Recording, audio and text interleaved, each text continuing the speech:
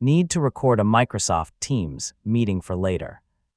In this guide, I'll show you how to start and stop a recording, where the recording is saved, and what to check if the recording option isn't available. So let's get started. First, join or start your Microsoft Teams meeting. Once you're inside the meeting, look for the meeting controls. Depending on your Teams version, the recording option is usually available through More Actions. Select More Actions, then look for the option to record and transcribe or start recording, depending on the version of Teams you're using. If the option is available, select it to begin. Teams will start recording after you confirm the action. Participants may see a recording indicator while the meeting is being recorded. Remember to follow your organization's rules and let participants know when appropriate. Once recording is active, continue your meeting normally. Depending on your organization's settings, the recording can capture the meeting's audio, video, and shared content.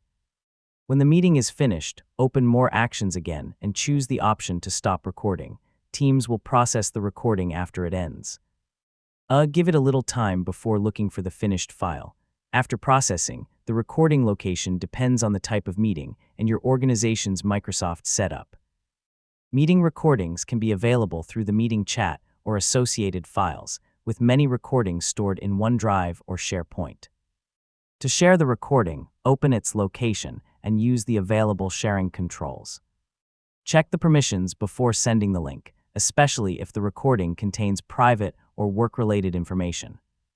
If you don't see the recording option, your account, meeting role, license, or organization policy may restrict recording. Check with your team's administrator if you need access. And yeah, the exact recording experience can vary between accounts, and that's how to record a meeting in Microsoft Teams. Start the recording from the meeting controls, stop it when you're finished, then find and share the recording from its available storage location. So now you can keep important meetings available for later.